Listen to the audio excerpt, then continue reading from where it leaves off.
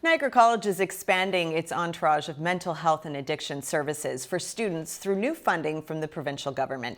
Joining me in studio is Dr. Csoli, Director of Health, Wellness and Accessibility Services.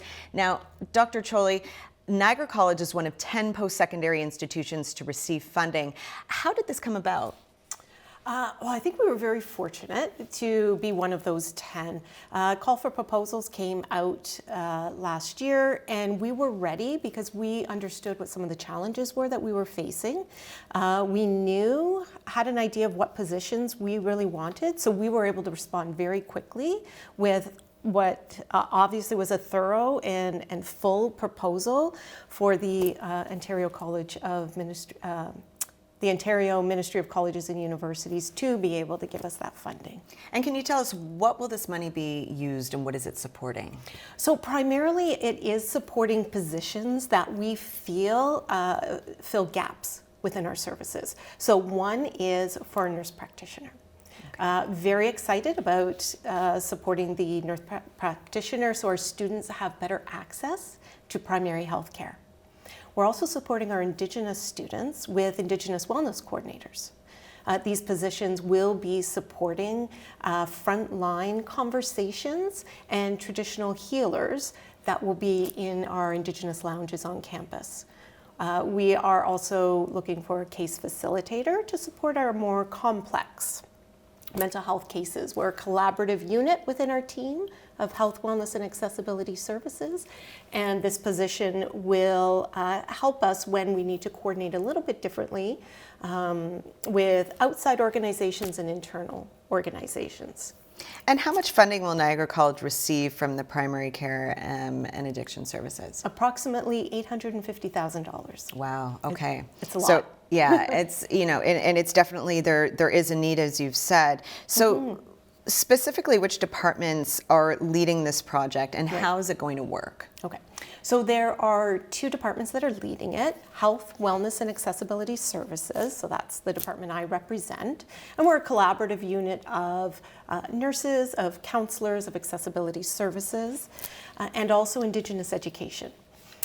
So this is where, as I said, our Indigenous wellness coordinators will report to us in health and wellness, but they will be supporting students within the Indigenous lounge, which is where the students are, rather than coming into our office every time. Yeah, okay. And so why don't we talk a little bit about what some of the specific needs are that are going to be addressed, for example, reducing wait times? Right.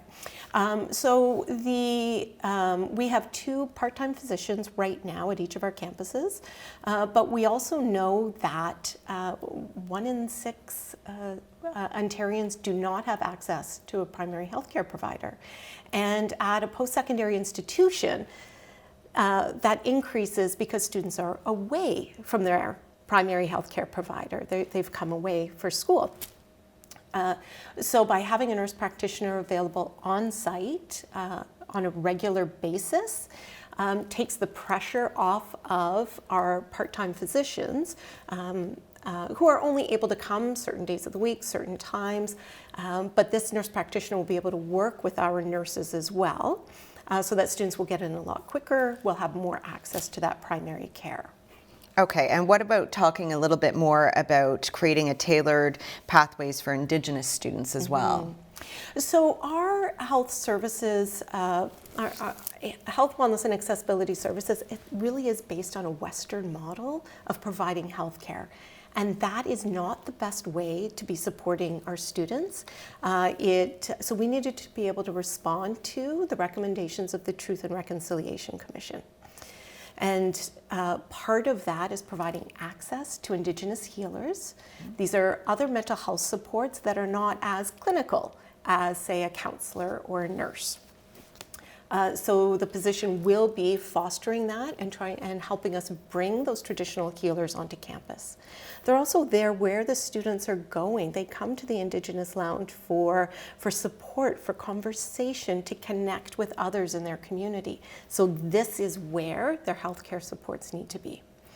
Those positions can also then refer to our Indigenous counselor.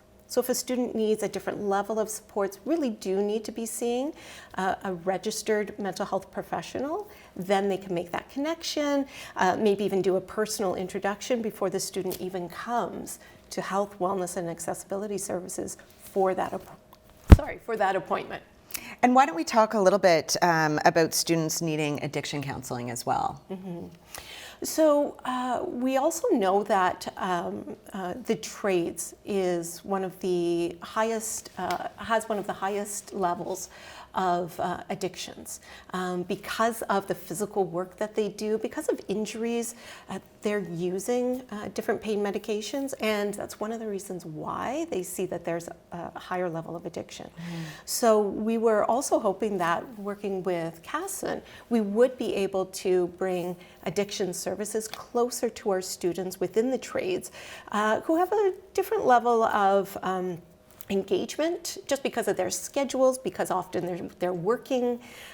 So bringing services to them as well as to the rest of our students at the college. Dr. Csoli, why don't you also talk to us a little bit about the collaborative supports at the college? Okay, so as I said, our services in health, wellness, and accessibility, we work together, we consult regularly on our student supports, but we're part of the community that is the college. So we are also very connected with our academic advisors, enrollment services, with our co-op and career counselors, and our faculty, to be able to support the students. And this is another piece that helps us be able to connect students to the different resources across the institution. And it's also part of the holistic student experience that is one of the pillars of Niagara College.